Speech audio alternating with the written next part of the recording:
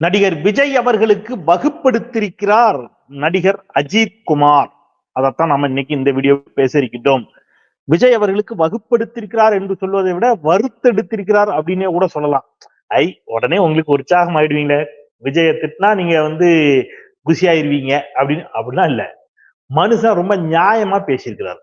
ரொம்ப நியாயமா, ரொம்ப மனசாட்சியோட, ரொம்ப யதார்த்தமா திரு அஜித் குமார் அவர்கள் ஒரு யூடியூப் சேனலுக்கு பேட்டி அளித்திருக்கிறார். அதுல ஒரு சொல்றாரு, உங்களுக்கு ஞாபகம் இருக்குதா, ரோஹிணி திரையரங்கம் இப்ப பாஜக ஆதரிக்கக்கூடிய விஜய் ரசிகர்களால் பாஜக நிர்வாகிக்கு சொந்தமான அந்த ரோஹிணி திரையரங்கம் முற்றிலும் சூறையாடப்பட்டது. அடிச்சு பீச்சிட்டானுங்க. ஏங்க ஏதாவது பிரச்சனையா, ஏதாவது விஜய் ஏதாவது அவமரியாதை செய்து விட்டதா அந்த திரையரங்கம்னா? அப்படிலாம் ஒண்ணும் இல்ல. விஜயோட ஒரு ட்ரெய்லரை அந்த தியேட்டர்ல போட்டாங்க. ட்ரெய்லரை பார்த்துட்டு கை தட்டிட்டு வேணும்னா 2 விசில் அடிச்சுட்டு வெளியில வரணும். நம்ம தான் அப்படி வரமாட்டானுங்களே. ஏன்னா அவங்கதான் விஜய் ரசிகர்களாச்சா. விஜய் ரசிகர்கள் அப்படின்னா இப்ப எப்படி ஆயிடுச்சுன்னா, மண்டக்குள்ள இருந்து கழட்டி வெளியில எடுத்து வச்சுறது, பாட்டம் எம்டி அப்படிங்கிற மாதிரி ஆயிடுச்சு. இப்ப அறிவு அறவிழுக்காடு கூட இல்லை என்ற அளவிற்கு தான் அவருடைய நடவடிக்கைகள் அமைந்திருக்கின்றன. கீழே காலுக்கு கீழே ஒருத்தன் செத்துட்டு இருக்கும்போது அவன் மேலே ஏறி செல்ஃபி எடுக்கிறவன் தியேட்டரை பத்தி யோசிப்பானா? ரைட், அது இருக்கட்டும். அதுக்கப்புறம் வரேன்னா, அப்ப அந்த தியேட்டர் இருக்கையெல்லாம் அடிச்சு உடைச்சிட்டு வந்துட்டானுங்களே, அதை பத்தி விஜய் ரசிகர்கள் அவ்வாறு செய்ததை பற்றி திரு அஜித் குமார் அவர்கள் அந்த யூடியூப் சேனலுக்கு பேட்டியில் ஒன்று சொல்லியிருக்கிறார். செருப்ப கலட்டி அடிச்ச மாதிரி சொல்லியிருக்காரு. அது மட்டுமா, இன்னும் ஏகப்பட்ட இடங்களில் செருப்ப கலட்டி அடிச்சிருக்கிறாரு. எனக்கு என்னமோ எல்லாம் விஜயத்தான் ஆட்டி பிச்ச மாதிரி இருக்குது. உங்களுக்கு எப்படி இருக்குதுன்னு பார்ப்போம். நம்ம வீடியோக்குள்ள போவோம். அஜித்குமார் அவர்கள் என்ன வகுப்படுத்திருக்கிறார், என்ன வருத்தெடுத்திருக்கிறார் என்பதை பற்றி வீடியோக்குள் விரிவாக பேசலாம். வீடியோக்குள் செல்வோம். அனைவருக்கும் வணக்கம். இது தமிழ் கேள்வி. மீண்டும் உங்களை சந்திப்பதில் மிக்க மகிழ்ச்சி. நான் செந்தில் வேல் வீச்சு. தமிழ் கேள்வியை மறக்காம சப்ஸ்கிரைப் செய்து பாருங்கள். உங்கள் பேராதரவை தாருங்கள் என்று கேட்டுக்கொண்டு, அஜித்குமார் இப்படி சொல்றார், கொண்டாட்டம் என்ற பெயரில் தியேட்டரை சேதப்படுத்துவது முழுவதுமாக நிறுத்தப்பட வேண்டும். திரையரங்கு உரிமையாளர்கள் பல லட்சங்கள் செலவு செய்து தியேட்டரை புதுப்பிக்கிறார்கள். கொண்டாட்டம் என்ற பெயரில் உள்ளே பட்டாசுகள் வெடிப்பது, இருக்கைகளை உடைப்பது. இருக்கைகள் எல்லாம் யார் உடைச்சா? விஜய் ரசிகர்கள் உடைச்சாங்க. எப்ப? விஜய் படத்தோட ஒரு அது என்ன போடுவீங்கப்பா, ப்ரமோ ட்ரெய்லர் விஜய் படத்தோட ஒரு ட்ரெய்லருக்காக உடைச்சு ஓடு ஊத்திட்டானுங்க அந்த தியேட்டரை. ரைட்டா? இருக்கைகளை உடைப்பது, ஒன்ஸ் மோர் கேட்டு திரையை கிழிப்பது, இவை அனைத்தும் முடிவுக்கு வர வேண்டும் அப்படின்னு சொல்றார். இப்படியான ஒரு வாசகத்தை, இப்படியான ஒரு பேட்டிய சொல்றதுக்கு துணிச்சல், தைரியம் விஜய்க்கு துளியும் கிடையாது. நான் எழுதி தரேன். விஜய் இளைய தளபதியிலிருந்து அவர் தன்னை தளபதியா மாத்திக்கிட்டாரு. யார் பட்டம் கொடுத்தா? அவரே கொடுத்தாரு. அதான் இப்ப சீமான் கேட்டார், தளபதினா நீ எந்த நாட்டுக்கு போய் போர் புரிஞ்சு சண்டை போட்டீங்க அப்படின்னு கேட்கிறார். யார? விஜய. இப்போ உங்களுக்கு உடனே அரசியல் இருக்கக்கூடிய தளபதிகள் நினைவுக்கு வருவார்கள். அவர்கள் எல்லோரும் மிசாவை எதிர்த்து சண்டை செய்தவர்கள், பல ஆண்டுகள் சிறையில் கிடந்தவர்கள். சரியா? ஒரு கட்சியினுடைய கொள்கையை பறைசாற்றக்கூடிய தளபதிகளாக, தலகர்த்தர்களாக இருந்ததால் தொண்டர்கள் அவர்களுக்கு தளபதி என்று பெயரிட்டு அழைத்தார்கள். ரைட்டா? இப்ப நீங்க அப்படி என்னைக்கு ஜெயில கிடந்தீங்கன்னு தெரியல. ஒருவேளை வீட்டுக்குள்ளேயே இருக்கிறதுனால இவர் அப்படி சொல்றாங்களோ, வீடே ஒரு சிறை அப்படின்னு நினைச்சு சொல்றாங்களான்னு தெரியல. அது இருக்கட்டும் ஒரு பக்கம். அவர் என்ன பண்றாங்க, தலைன்னு கூப்பிடாதீங்க, என்னைய ஏகேன்னு கூப்பிடுங்க, இல்லைன்னா அஜித் குமார்னு கூப்பிடுங்கிறார் அவர். யாரு? அஜித் அவர்கள். உண்மையிலே அவருக்கு நான் என்ன செய்யறேன், சல்யூட் அடிக்கிறேன். சக மனிதனை மதிக்கிறது அப்படிங்கிறது இருக்குல்ல. ஏப்பா, நானும் உன்னை மாதிரி ஒரு ஆள் தான்ப்பா, நடிக்கிறேன், என் படம் நல்லா இருக்கா, பிடிச்சிருக்கியா, பாக்குறியா, ஓகே டன், அவ்வளவுதான். இதுதான். இப்ப விஜய்க்கு என்ன ரசிகர்கள் இருக்கிறார்களோ அதற்கு சற்றும் குறைவில்லாத ரசிகர்கள் அஜித்குமாருக்கு இருக்கிறாங்கிறது உண்மை. அதையாவது ஒத்துக்கிடுங்க முதல்ல. இல்லைன்னா, ஏன்னா மனசாட்சி இல்லாம அதையும் மறுக்காதீங்க. ஆனா அந்த அஜித்குமார் அவர்கள் ரொம்ப ஃப்ரீயா ஏர்போர்ட்டுக்கு போறாரு, வராரு. அவர் தனி விமானத்துல போல. இப்ப திருப்பதி கோயிலுக்கு போனாரு, பக்தர்கள் பார்த்தாங்க, தலை தலை தலைன்னு கத்துறாங்க, சத்தம் விடாங்க. ஒரு ஒரு ஒரு பார்வை தான், சத்தம் விடாது. அதை என்கரேஜ் பண்ணல, அதை உளப்பூர்வமா அதை தட்டி கேட்கிறாரு, தட்டுறாரு. ஏன்? அது கோயிலுக்கு கும்பிட வந்திருக்கிறீங்க, நீ சாமி கும்பிட வந்திருக்க, நானும் சாமி கும்பிட வந்திருக்கேன், தலைன்னு கத்துனேன்னா மத்தவங்களுக்கு அது டிஸ்டர்பன்ஸா இருக்கும். வேண்டாம். பக்தர்கள் அமைதியாகிறார்கள், அவருடைய ரசிகர்கள் அமைதியாகிறார்கள். அந்த அந்த கட்ஸ் வேணும். ஆனா விஜய் என்ன செய்யறாரு, அப்படியே கட் பண்ணி ஓபன் பண்ணுங்க. இங்க அஜித் தலைன்னு கத்துறவர்களை அமைதியாரு அப்படிங்கிறாரு. ஆனா விஜய் பஸ்ஸுக்குள்ள உட்காந்துட்டு லைட்டா போட்டு அப்படி ஆஃப் பண்ணி ஆன் பண்ணி அப்படி வந்து குரூரமா ஒரு சிரிப்பு. முன்னாடி இருக்கிறவன் அவர் முகத்தை பார்த்தோன்னா ஓன்னு கத்துது. அஜித் அதை ஒருபோதும் செய்யவில்லை. அந்த அஜித்குமார் தான் சொல்றாரு, எனக்கு எனக்கு என்னமோ இது வந்து புஷி ஆனந்த் ஆதவர்ஜுனெல்லாம் நினைச்சு சொன்னாரான்னு தெரியல. என்ன சொல்றாரு, மற்றவர்கள் உதவிக்கு இருப்பது நேரத்தை மிச்சப்படுத்தும். நமக்கு உதவிக்கு ஆட்கள் இருந்தாங்கன்னா நேரத்தை மிச்சப்படுத்தும். ஆனால் அது உங்கள் வாழ்க்கையை பாழாக்க கூடும் சொல்லிட்டு சொல்றாரு. நான் என்கிட்ட என்னை சுத்தி ஒரு குழு இருந்துச்சு. அந்த குழுவை வச்சிருந்தேன் ஒரு 20 வருஷத்துக்கு முன்னாடி சொல்றாரு. நான் நொந்து போயிட்டேன். ஏன்னா எந்நேரமும் அவங்களுக்கிடையே நடக்கக்கூடிய தினசரி சண்டைகளை தீர்ப்பதிலும் அவர்களை நிர்வகிப்பதிலுமே என் நேரத்தை நான் வீணடித்தேன். அவங்களுக்கு ஒருத்தனுக்கு ஒருத்தன் போட்டு சண்டை போடுறான் பாருங்க.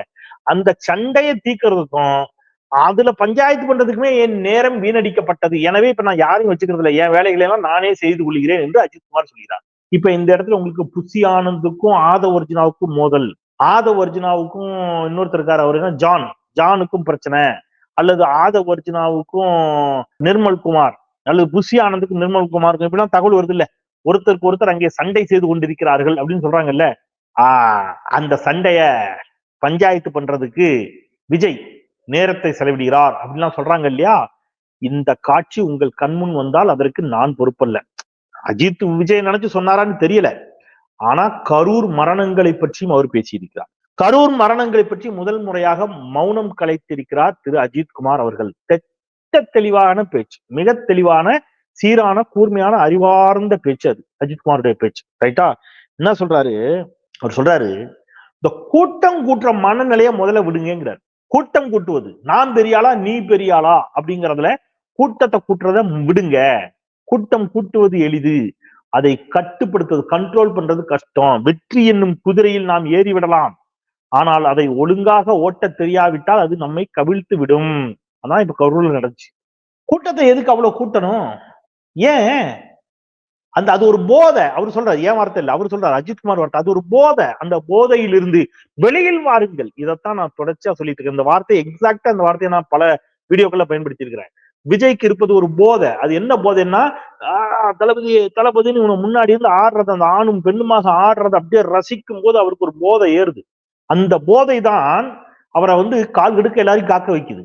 அந்த போதை தான் பஸ்ஸுக்கு பின்னாடியே எல்லாரும் ஓடி வர்றத குரூரமா பார்த்து ரசிக்க வைக்குது, சிரிக்க வைக்கிறது. அஜித் ஒருபோதும் அதை செய்வதில்லை. நல்லா புரிஞ்சுக்கங்க. அஜித் அதனாலதான் என்ன பண்ணாரு, தன்னுடைய ரசிகர் மன்றங்களே கலைத்தார். நீ அப்பா திடீர்னு அஜித் ரசிகனா மாறிட்டியானா? நான் அஜித் ரசிகனாலாம் மாறல. நான் எந்த நடிகர் இன்க்ளூடிங் விஜய் உட்பட எல்லா நடிகர்களையும் திரையில் ரசித்திருக்கிறேன். விஜய் நாளைக்கே நல்ல ஒரு படம் நடிச்சானா நான் ரசிப்பேன், அதுல எனக்கு மாற்றுக்கிறது இல்லை. அஜித்தினுடைய நல்ல படங்களை நான் ரசித்திருக்கிறேன், விஜயனுடைய நல்ல படங்களை நான் ரசித்திருக்கிறேன், அதுல எல்லாம் மாற்றுக்கிறது இல்லை. ரஜினிகாந்த் அவர்களுடைய, கமலஹாசன் அவருடைய எல்லோருடைய நல்ல படங்களையும் நான் ரசிச்சிருக்கிறேன், அது வேற. ஆனா ஒரு ஒரு ஒரு திரைத்துறைக்குள்ள இருந்து ஒரு குரல் வருகிறது அல்லவா, அந்த குரலை நான் மதிக்கிறேன். ஒருவேளை அஜித் அரசியலுக்கு எல்லாம் வரப்போறதில்ல, ஒருவேளை அஜித் அரசியலுக்கு வந்து அவர் தன்னுடைய அரசியல் பார்வையை முன்வைத்தால் அப்பொழுது அதன் மீது நின்று என்னுடைய ஆதரவு அல்லது மாற்று கருத்து அல்லது விமர்சனங்கள், அதில் இருக்கக்கூடிய போதாமைகள் அல்லது வரவேற்கக்கூடிய அம்சங்களை சுட்டி காட்டுவோம். அது தனி, அதை விட்டுருங்க. இன்னைக்கு இந்த பொருளின் மீது நின்று அஜித்குமார் அவர்கள் என்ன பேசியிருக்கிறார் அப்படின்னு பாத்தீங்கன்னா, கரூர் மரணங்களை பத்தி அவர் பேசுறாரு. என்ன சொல்றாரு, நீங்க வந்து அவ்வளவு கூட்டத்தை கூட்டாதீங்க, அதுக்கு நான் யாரையும் ஒருத்தர தனிப்பட்ட முறையில பொறுப்பெடுத்துக்க சொல்லவில்லை, ஊடகங்கள் உள்ளிட்ட அனைவருக்கும் பொறுப்பு இருக்கிறது. நான் தந்தி டிவியில பயன்படுத்தின அந்த வார்த்தை, இதே வார்த்தையை சொன்னேன். எல்லோருக்கும் பொறுப்பு இருக்கிறது, ஊடகங்களுக்கு பொறுப்பு இருக்கிறது. First day first show, FDFS அப்படின்னு ஒரு ஒரு ஒரு ஒரு வெறியை ஏத்தாதீங்க ரசிகர்கள்ங்கிறாரு அஜித்குமார். சொல்றாரு FDFS, first day first show, அது ஒரு வெறி. அதையே எப்படி ஏத்தணும்? அன்னைக்கே அந்த படத்தை பார்க்கலன்னா செத்து போயிருவீங்களா? அடுத்த நாள் காலையில பார்த்தா உலகம் அழிஞ்சிருமா? இந்திய பொருளாதாரம் வீழ்ந்துருமா? ஒண்ணும் கிடையாது. நிதானமா பாருங்க, ஆன்லைன்ல பாருங்க, டிக்கெட்டை ரிசர்வ் பண்ணுங்க. இன்னைக்கு இல்லையா, நாளைக்கு இருக்கா, நாளை கழிச்சு பண்ண, ட்ரெயினுக்கு ஊருக்கு போறோம், டிக்கெட் இல்லைன்னா நினைச்சிடும் ஒரு நாள் கழிச்சு போறோம் இல்லையா? அந்த மாதிரி ஆன்லைன்ல டிக்கெட்டை பாரு, புக் பண்ணு. இன்னைக்கு இல்லையா, நாளைக்கு, நாளைக்கு இல்லையா, நாளை கழிச்சு இல்லையா, அதுக்கு அடுத்த நாள். அப்போ ஊடகங்கள் உள்ளிட்ட எல்லோரும் சேர்ந்து விஜய் உள்ளிட்டவர்களுடைய படத்திற்கு ஒரு இதை ஏத்துறாங்க, first day first show, first day first show. இதையெல்லாம் அஜித்குமார் அந்த பேட்டியில் கண்டிக்கிறார், சுட்டிக்காட்டுகிறார். அதுல சொல்றாரு, திரைப்பட ரசிகர்களிடமிருந்து கிடைக்கும் அன்பு ஊக்கத்திற்கு நன்றி, ரொம்ப நன்றி. ஆனால் அது சில சமயம் போதை பொருள் போல ஆகிவிடும். புகழ் ஒரு போதை. என் முந்தைய அனுபவங்களால் நான் மிகவும் எச்சரிக்கையாக இருக்கிறேன். நான் ரசிகர்கள் கொடுக்கும் புகழை ரசிக்கிறேன், ஆனால் அதை தொட விரும்பவில்லை, அதன் தாக்கத்தில் இருக்க விரும்பவில்லை. அதனாலதான் அவரால் என்ன செய்ய முடிஞ்சதுன்னா, ஓட்டு போட போகும்போது நம்ம ஊர்ல ஒரு பழக்கம் இருக்கு, கேட்டுட்டு புகைப்படம் எடுக்கிறதுலாம் இல்ல. அவனே நீங்க ஒரு ஒரு நீங்க வந்து ஒரு பொது வாழ்க்கைக்குள்ள வந்துட்டீங்கன்னா, நீங்க நின்னீங்கன்னா உங்களை கேட்கறதுலாம் இல்ல, அவனே செல் கேமரா தூக்கி நினைக்கிறது, போட்டோ எடுக்கிறது.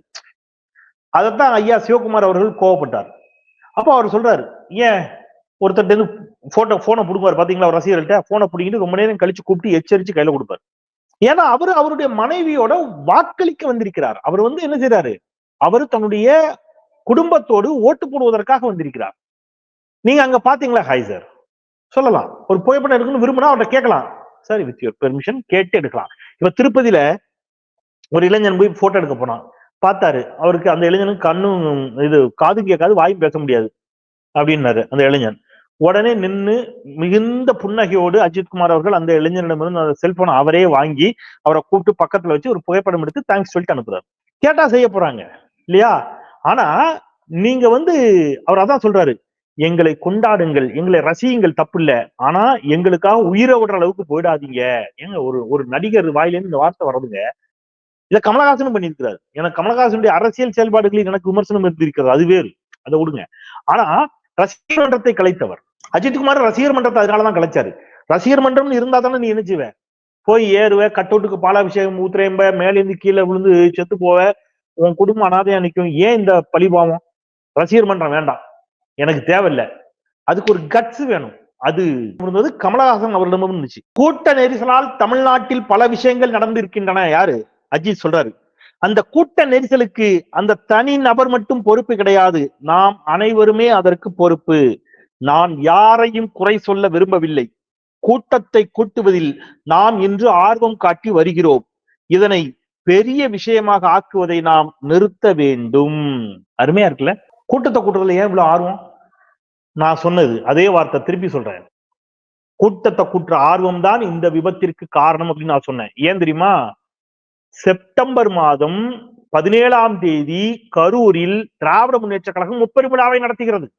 அந்த கூட்டத்தை பார்த்து அதே மாதிரி உன்னை விட நான் கூட்டத்தை கூட்டி காட்டுறேன் பாரு அப்படிங்கிற போதையில தான் விஜய் என்ன செஞ்சாரு, டிசம்பர் மாதம் கரூருக்கு வர வேண்டியவர் அதே கரூரில் நான் வந்து உன்னை விட கூட்டத்தை கூட்டி காட்டுகிறேன் பாரு என்று சொல்லி டிசம்பர் 13ஆம் தேதி கரூருக்கு வர வேண்டிய விஜய் செப்டம்பர் மாதம் 27ஆம் தேதி வந்தார். அது கூட்டத்தை கூட்டி தன்னுடைய பலத்தை காட்ட வேண்டும் என்ற அந்த போதை தான் காரணம். அதைத்தான் அஜித்குமார் சுட்டி காட்டுகிறார். அதுதான் சுட்டி காட்டுறாரு. தியேட்டரை ஏன்டா அடிச்சு உடைக்கிறீங்க, ஏன் இப்படி கூட்டம் சேர்க்கணும்னு நினைக்கிறீங்க, புகழ் ஒரு போதை, எல்லாமே விஜய்க்கு சொன்னதுதான், அத்தனை விஜய்க்கு சொன்னதுதான். அது ஒண்ணு சொல்றாரு, குடும்பத்தை பிரிந்து தூக்கமின்றி கடினமாக உழைப்பதும் ரசிகர்களின் அன்புக்காகத்தான். உங்களின் அன்பை காட்டுவதற்கு வேறு வழிகள் இருக்கின்றன, நீங்க வந்து என்ன செய்யாதீங்க, உயிரை விட்டுறாதீங்க அப்படிங்கிறார். எனக்கு ரொம்ப நெகிழ்ச்சியாவும் மகிழ்ச்சியாவும் இருக்கிறது. இவ்வளவு நீங்க ஒரு ஒரு விஷயம் உங்களுக்கு ஞாபகம் இருக்கா? ஒருத்தர் அரசியல் கட்சி ஆரம்பிச்சிட்டார் விஜய். அரசியல் கட்சி ஆரம்பித்த பிறகு அவர் எங்கள் கூட்டணிக்கு வரப்போகிறார், எங்கள் கூட்டணிக்கு வருவார், அதற்கு பிள்ளையார் சொல்லி போட்டாகிவிட்டது என்று பாஜக கூட்டணிக்கு தமிழ்நாட்டில் தலைமை தாங்கக்கூடிய எடப்பாடி பழனிசாமி பகிரங்கமாக சொல்லுகிறார். ஆனா அதை பற்றி ஒரு வார்த்தை இந்த நிமிடம் வரைக்கும் திரு விஜய் அவர்கள் பேசவில்லை, மறுக்கவில்லை. இல்லைங்க நான் பாஜக கூட்டணிக்கெல்லாம் நான் போலங்க சொல்லணும்ல விஜய் சொன்னாரா? இல்லை. மாறாக திரு அஜித்குமார் அவர்கள், எனக்கு மிக நன்றாக நினைவிருக்கிறது, டாக்டர் தமிழிசை சவுந்தரராஜன் அவர்கள் ஒரு வார்த்தையை சொல்றாங்க, அஜித் ரசிகர் மன்றத்தை சேர்ந்தவர்கள் பாஜகவில் இணைந்தார்கள் அப்படின்னு அவங்க சொல்றாங்க. அப்படி ஒரு செய்தியை சொல்றாங்க. அஜித் ரசிகர் மன்றத்தை சேர்ந்தவர்கள் பாஜகவில் இணைந்தார்கள் என்று செய்தி போகிறது. நான் இப்ப நியூஸ் 18 தமிழ்நாட்டில் இருக்கிறேன், பொலிட்டிக்கல் எடிட்டரா. உடனடியாக மரியாதைக்குரிய திரு அஜித்குமார் அவர்களிடமிருந்து மறுப்பு வந்தது. நான் ரசிகர் மன்றத்தை கலைத்தது சில ஆண்டுகள் ஆகிவிட்டன, ரசிகர் மன்றமே கிடையாது, என்னுடைய ரசிகர் மன்றத்தினர் இந்த கட்சியில் சேர்ந்தார்கள் அந்த கட்சியில் சேர்ந்தார்கள் என்று யார் சொல்வதிலும் எனக்கு உடன்பாடு கிடையாது. நான் ரசிகர் மன்றத்தை கலைச்சிட்டேன், அப்புறம் எப்படி என்னுடைய ரசிகர் மன்றத்தினர் இந்த கட்சியில சேர்ந்தாங்க என்று சொல்லலாம் என்று உடனடியாக மறுப்பை கொடுப்பதற்கான துணிவு அஜித்குமார் அவர்களிடம் இருந்துச்சு. அஜித் இருந்துச்சு இல்ல, உங்ககிட்ட விஜய்கிட்ட இருக்குதாது? இந்த நிமிஷம் வரைக்கும் எடப்பாடி பழனிசாமி சொன்னார்ல, என்ன சொல்லணும், எடப்பாடி பழனிசாமி அவர்களே நீங்க சொல்றீங்க, அப்படிலாம் கிடையாது சொல்லணும்ல. அப்ப அது யாரால முடியல? விஜயால முடியல. நீங்க ரஜினிகாந்த் அவர்கள் அரசியலுக்கு வருவதாக சொன்ன காலகட்டத்தில் நான் ரஜினிகாந்த் மீது கடும் விமர்சனங்கள் உண்டு. அவருடைய அரசியல் செயல்பாடுகளின் மீது. நடிகரா நம்ம கொண்டாடலாம். திருப்பி சொல்றேன், ரஜினியா இருக்கட்டும், கமலா இருக்கட்டும், அஜித்தா இருக்கட்டும், விஜயா இருக்கட்டும், சூர்யா, எல்லாரி, கார்த்தி, நம்ம எல்லாரும் நல்லா நடிச்சா எல்லாரும் ரசிக்கலாம், அது வேற. அதனால அரசியலா நமக்கு விமர்சனம் உண்டு. அந்த ரஜினிகாந்த் அவர்கள் கூட ஒரு கட்டத்துல ஒரு வார்த்தையை சொல்லிட்டு தான் விலகினார் அரசியலுக்கு வர்றதுல இருந்து. என்ன சொன்னாரு? இன்னைக்கு விஜய்க்கு என்ன நடக்குதோ அதை அவர் பயந்தார். விஜய் போகின்ற பொழுது கூட்டம் கூடி இன்னைக்கு 41 பேர் செத்துட்டாங்கல்ல, இதை அவர் பயந்தார். அவர் சொன்னாரு, என்னை நம்பி வரக்கூடியவர்களுக்கு, என்னை நேசிப்பவர்களுக்கு இந்த கொரோனா காலகட்டத்துல நான் அரசியலுக்குள்ள வந்தேன்னா அது பெரும் சிக்கலை கொடுக்கும், பேரிடரை கொடுக்கும். நான் வர விரும்பல. என்னை நேசிக்கும் ரசிகர்களுக்கு என்னால் எந்த சிக்கலும் வரக்கூடாதுங்கிற தெளிவான புரிதல் திரு ரஜினிகாந்த் அவர்களிடம் அன்னைக்கு இருந்துச்சு. அதனால அவர் ஒதுங்கினார். ஆனா இன்றைக்கு விஜய், ஒண்ணு தெரியுமா? இந்த பேட்டி இருக்குல்ல, அஜித்குமாருடைய இந்த பேட்டி, விஜய் அரசியல் கட்சி ஆரம்பித்த பிறகு ஒட்டுமொத்தமாக இதுவரைக்கும் எவ்வளவு பேசினாரோ மேடையில, அதெல்லாம் விட இவர் அதிகமா பேசியிருக்காரு. அஜித்குமார் இந்த ஒரு பேட்டியில அதிகமா பேசியிருக்கிறார். இணையதளத்துல அப்படி ஒரு செய்தி பார்த்தேன். சும்மா அது மிகைப்படுத்தப்பட்ட செய்தியா கூட இருக்கலாம். தட் மீன்ஸ் என்ன சொல்ல வராங்கன்னா, அந்த அளவிற்கு அஜித்குமார் தெளிவாக ஒரு நேர்காணலை கொடுத்திருக்கிறார். விஜய் அரசியலுக்கு வந்து இதுவரைக்கும் ஒரு பத்திரிகையாளர் சந்திப்பு கூட நடத்தல. பத்திரிகையாளர்களை கண்டாலே தெரிச்சு ஓடுறாரு. ஒரே ஒரு பிரஸ் மீட் விஜய் உட்காரணும். ஒரே ஒரு பிரஸ் மீட், ஒரு ½ லைவ் விஜய் உட்காரட்டும். செய்தியாளர்கள் கேள்வி எழுப்புவார்கள், கேள்விகளுக்கு பதில் சொல்லட்டும். முடியாது.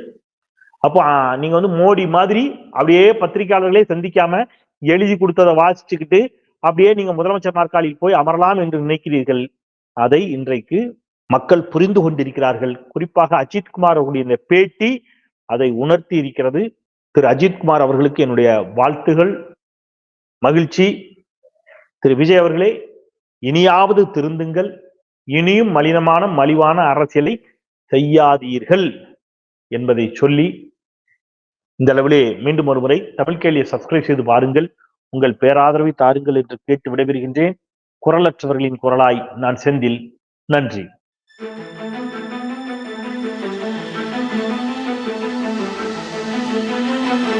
Thank you.